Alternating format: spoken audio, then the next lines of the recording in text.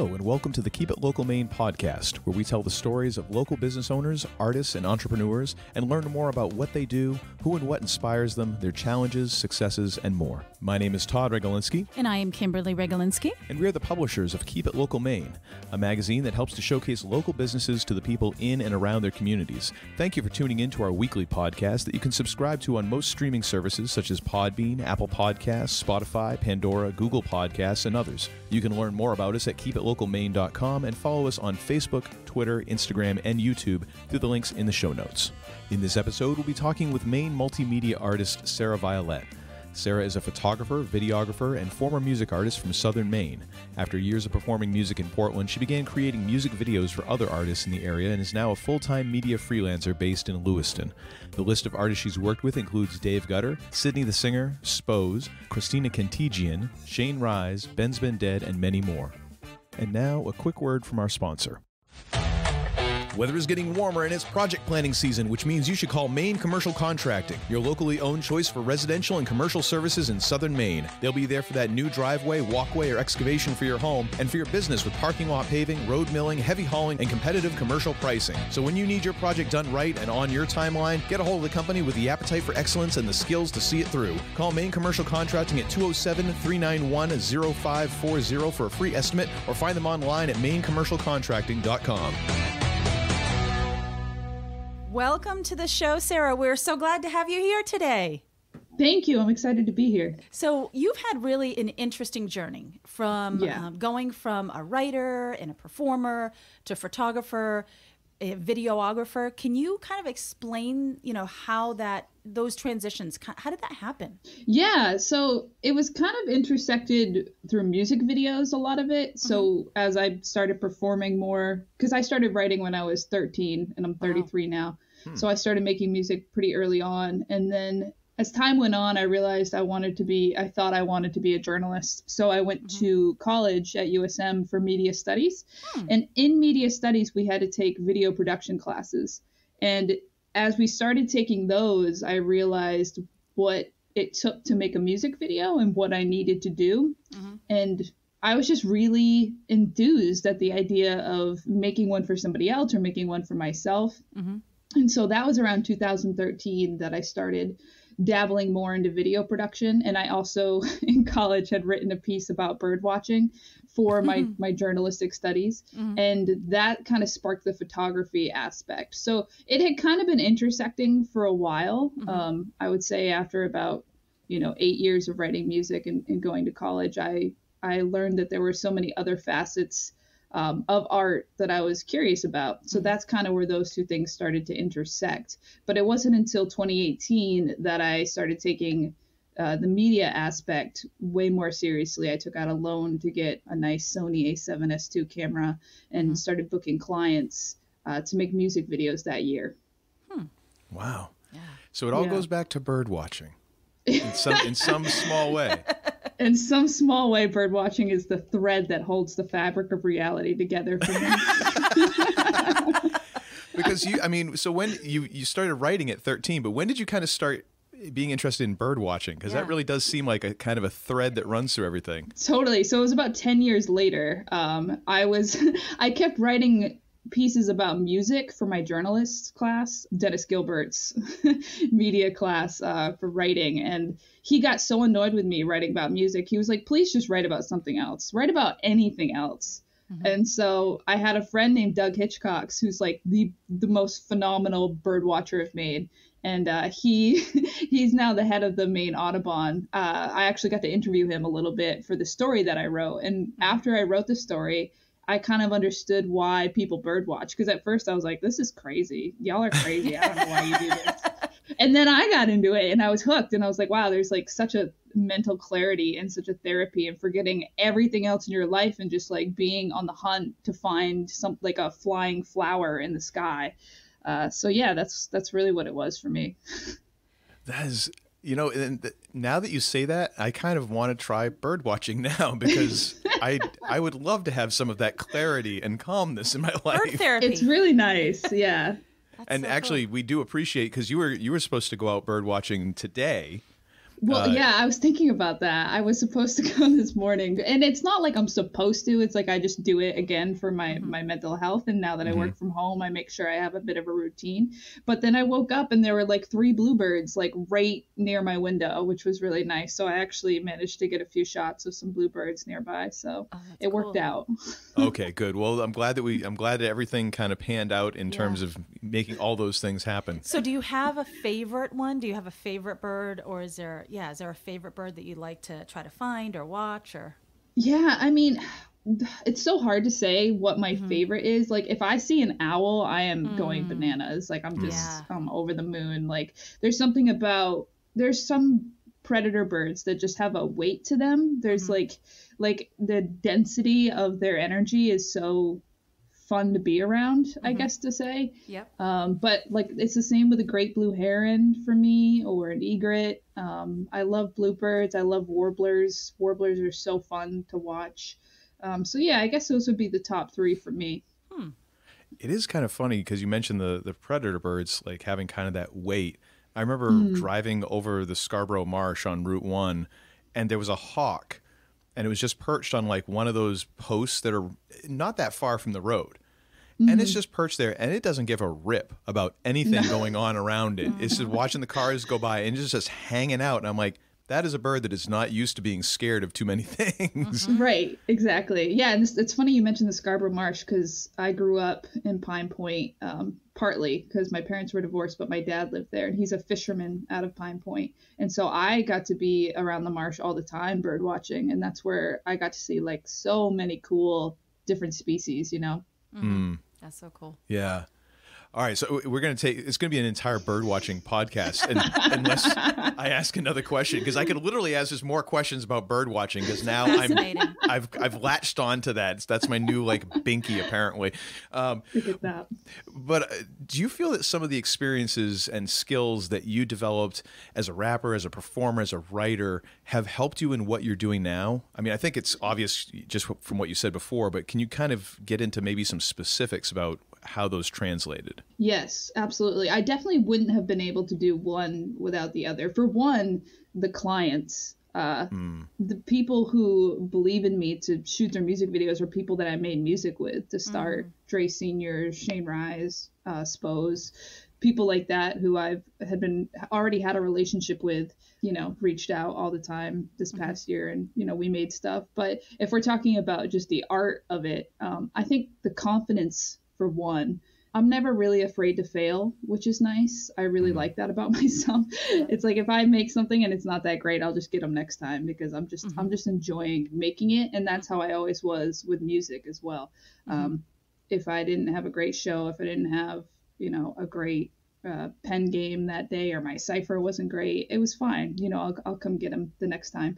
So I think those 2 things have really helped out a lot. But also just when I made music, I was always trying to think visually for how the music video would go, even whether I was directing or not directing. I would always try to have at least a spark of a visual. So I think working those muscles during the time of being so heavy in music helped me progress to the point that I'm at now. One of the things I'm kind of curious about is, do you feel you have an idea of where that confidence comes from? Is it something specific you can point to, or is it just like, no, this is just who I am? That's really a good outlook. Yeah. Yeah, that's a good question.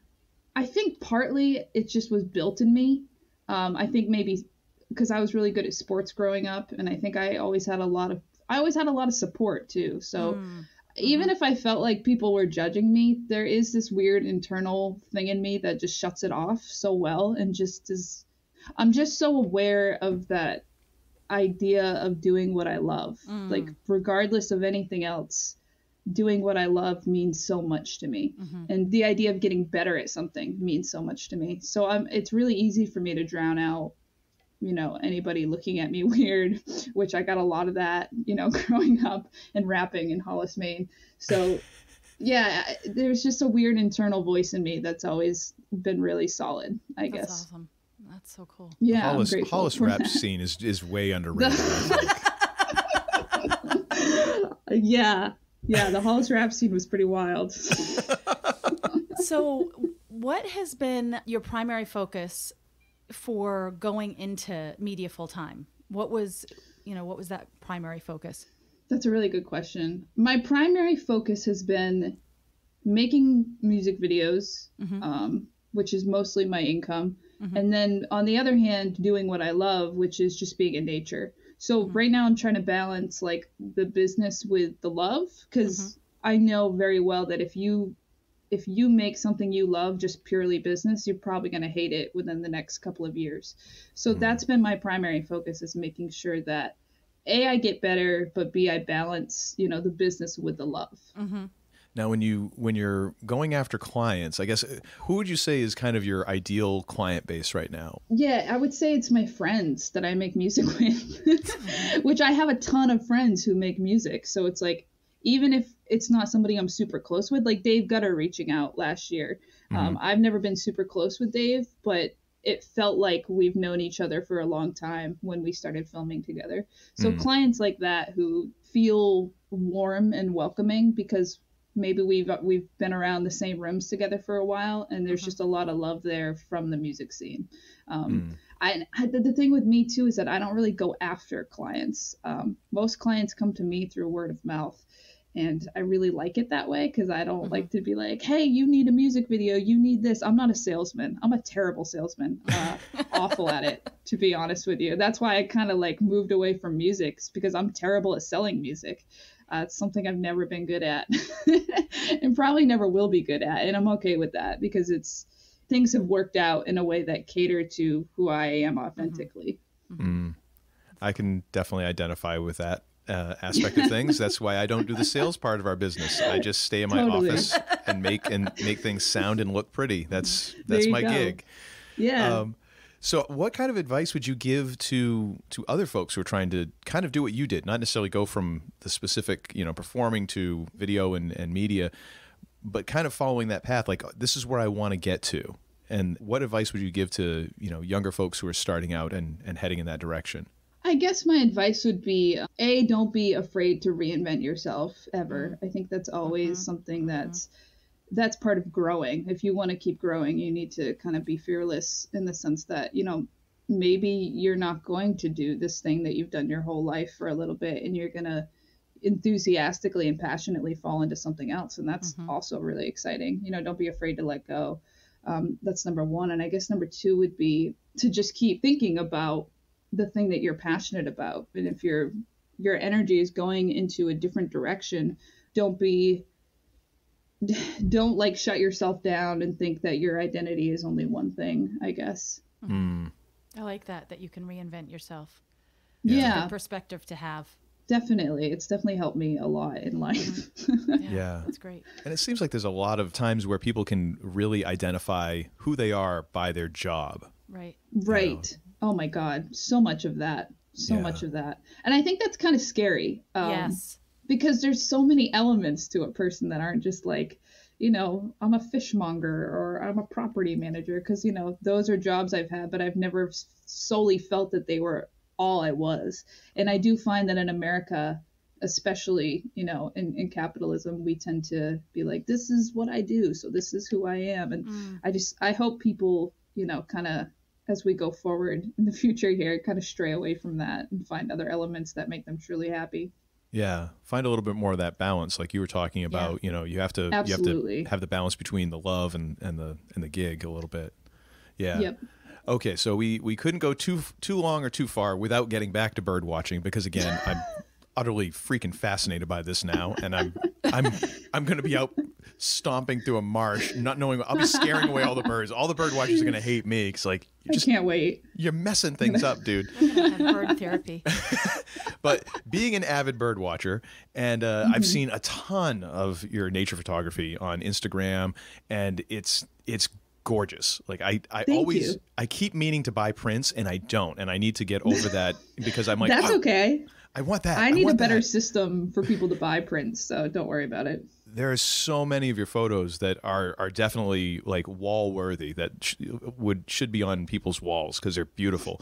But what's your process of capturing those images, and how is it different from other projects that you do? So my process is really kind of, I wing it a lot.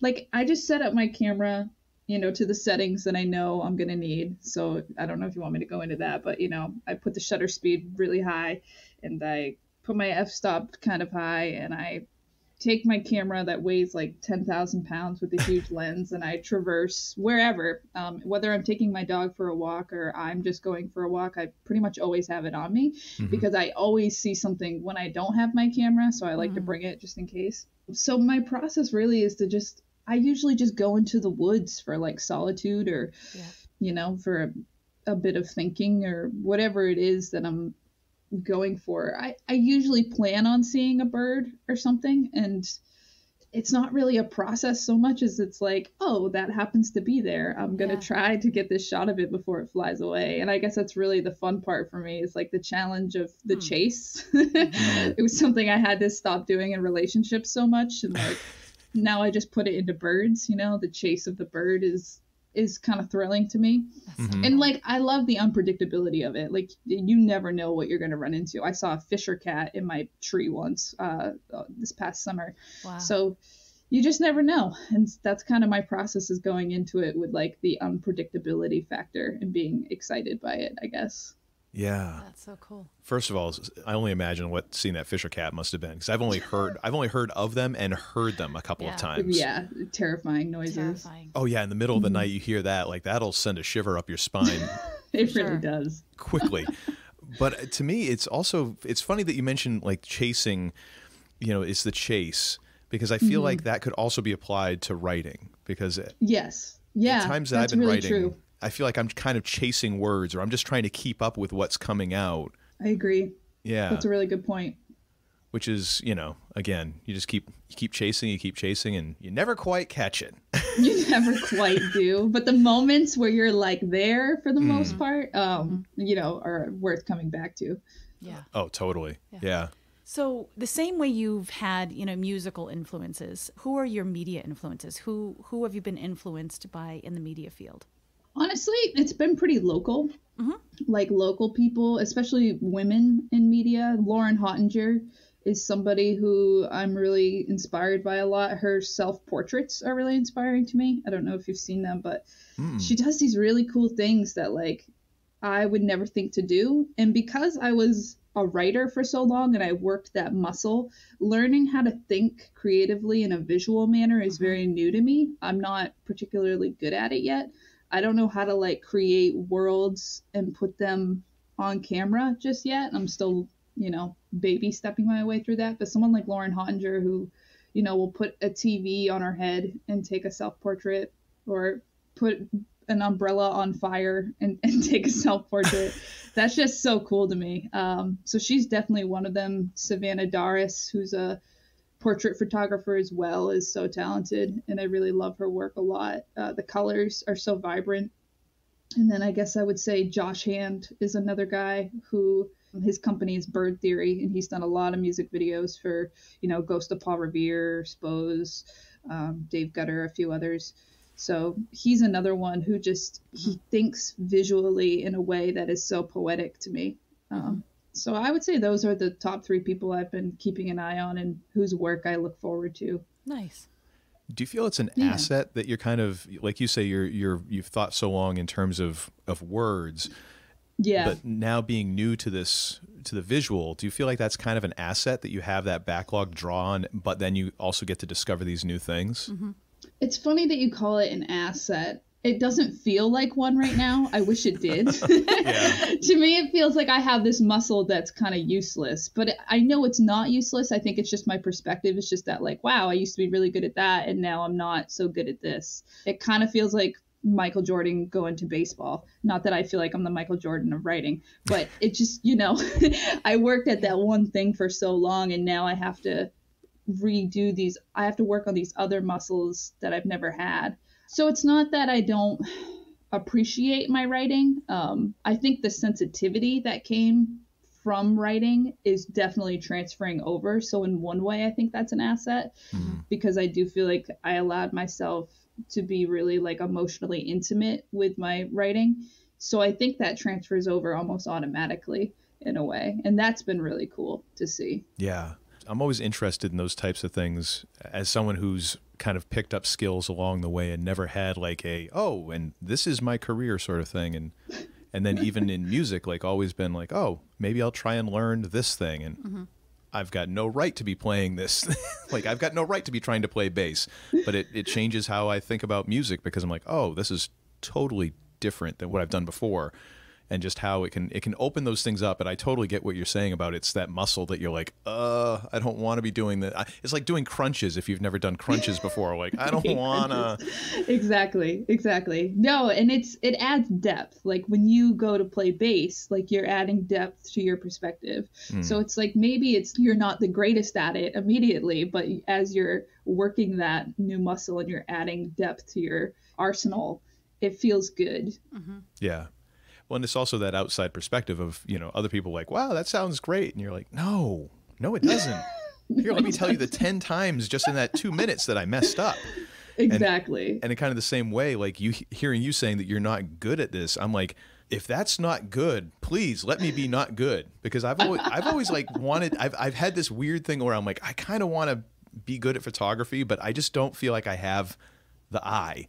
So I see like the photos that you take, I'm like, dude, if that's not good, sign me up. Well, it's so funny you say that. Because I'm really hard on myself, and I've always been really hard on myself, which I like. It's funny. I have this really weird relationship with myself where I'm really kind to myself, but I'm also really hard on myself, and I expect a lot of myself. But I was looking at a photo of a blue jay I took in 2011, and it's so terrible. It's like the worst thing I've ever seen.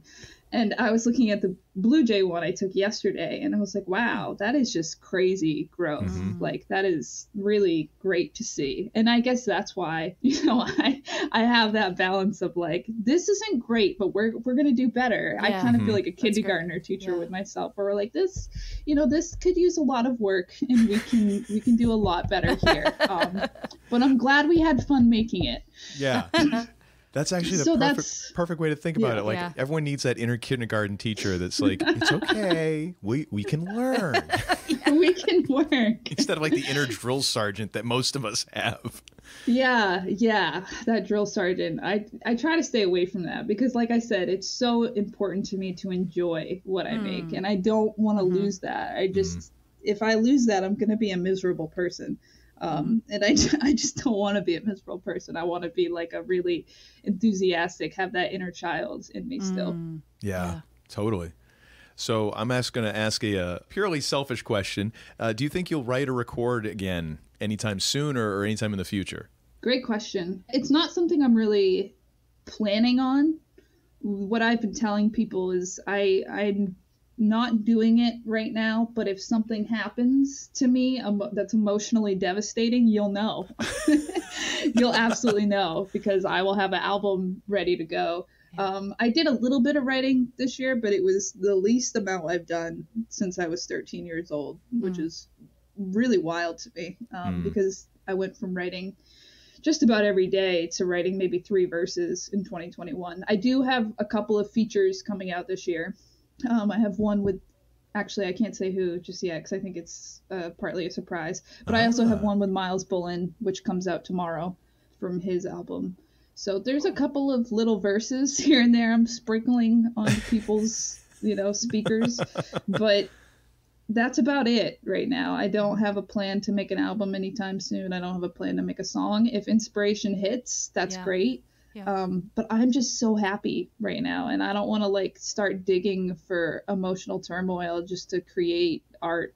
I want to just enjoy the moment of not having some devastation in my life. Yeah, that can be tough to, if you're used to writing in that way. I've kind of had to learn that myself a little bit, creatively speaking, to be able to create when you're not like, everything is all wrong and horrible. And yeah, and I can create, I just can't do it musically. Musically, I don't know how to make things that are happy, that fulfill me. It just doesn't work. Yeah. Well, and I'm okay with that. Yeah. So one of the questions we like to ask, because we always hear just all these different answers, and it's just really cool to hear, is how would you say that you define success? I love that question because I think it's so different for so many people, like you said. But for me, it's really about what I talked to earlier, and that's about balancing, you know, my love of art with financial security. So like if I am, you know, financially able to make the things that I love making, to me, that's absolute success. And if I still love making those things. Right. So yeah, for me, it's always been about that balance of doing what I love and getting better at it, again, without the drill sergeant, keeping that kindergartner teacher inside of me, and, you know, keeping my bank account remotely stable. That's all I need. I'm like a really simple person. I don't need fame. I don't need, you know, crazy attention for anything. I don't need accolades. I just need to be able to, kind of like a room of one's own, you know, I just need to be able to make the things that I want to make and feel secure doing that. That's great. And some birds. And some birds. If I see an owl, that's a successful day. Owls are really hard to find, right? I mean, they are. I've only seen a couple, like, by total accident. Yeah, the thing I don't like about social media taking over the way it has is that, again, what we just talked about with like love and success, your hobby becomes your moneymaker. You do unethical things to make your money. So people are starting to like bait owls to get them closer. And then they'll make noises near the owls so that their eyes will open up wider when they take the photo or, you know, take the video. And that's really upsetting to me. So when I do these things, I make sure to like have respect for nature and absolutely, like, I'm not going to track down an owl that's stressed out and all that. So if I see an owl, it's because I organically saw it. It you know, it appeared that where I was in that moment, or it just happened to be where I was. So I do think it's important that you bring that up. They are hard to find. They are rare. And so, like, you know, if you're into nature, make sure you're not doing that kind of unethical stuff. Yeah. What makes it that much more special when it actually does happen? Yeah, it really does. Yeah. I feel like people take away that therapy moment when they get too caught up in the success of it. Yeah. That, because you can't, I mean, you can try. I mean, to try and like gin up that, like, oh my gosh moment, like those endorphins or whatever, that, you know, that excitement, but it's not the same. It just isn't. No, it's not. I'm sorry. I didn't mean to make this conversation so Jimmy downer. It's just been on my mind recently. We're still talking birds. I'm still excited about it. It's even so. Another question that we love to ask, because we are inspiration junkies, is that who or what inspires you? I would say nature at this point in time. I mean, there's been so many things. Anything can inspire me at any moment, which, you know, is great. I love having that ability to just be inspired in the moment. But right now, I would say nature is just taken my heart and made it explode. Do you have a favorite place in nature that you like to go to? Is there whoa. Now you see you're asking. It's almost like asking a fisherman, like, where's their favorite spot? Oh, okay. No, actually do that? No, how about fine. this? It's better. No. It's almost like asking your mom back in the day, like, oh, can you tell me what the recipe for is? She'll give you 90% of it and leave out some stuff. No, I actually love describing my favorite spot, because right now it's in back of my house. We bought a house in Lewiston in 2020. And what I didn't realize is that the backyard is filled with wetlands. So in the summer, it's like completely vegetated and there's just tons of water. It's like a freshwater marsh almost, which is great. But in the winter, when it's been freezing cold, it's completely iced over. And when you get to walk across it, there is a huge forest. It's just like a pristine, untouched forest. Wow. And I go back there. And every day at 4:00 is when the bluebirds show up, which is awesome. So I just, you know, I take a walk to the woods, and at 4:00, the bluebirds show up at this particular spot. So I hide myself and take photos of them. But yeah, that's been my favorite spot this winter, especially. I've been outside almost every single day this winter. I can't think of a day that I didn't, you know, go out back there. So that's been really nice to have. Especially right in your backyard like that. Oh my God. It's such a blessing. Because I hate traveling. I should love traveling, but I'm such a homebody. So being able to like have a world away, you know, from my house is awesome. That's cool. Yeah. Well, Sarah, thank you so much for taking time out of your day to talk with us, for postponing a bird watching a little bit. We really appreciate it. This has actually been great. A lot of fun and educational for us. I'll make sure that I have links to all of your website and social media and all that stuff in our show notes so that people can reach out to you for either for videography or whatever. We'll make sure I have all that in there. And just looking forward to seeing more great photography. Just thank you again for all of this. And we wish you great success in 2022. I appreciate it so much. It's been really great talking to you guys. Thank you. Thanks again, Sarah. Once again, we'd like to thank our sponsor and encourage you to check them out through the link in the show notes. And thank you again for listening.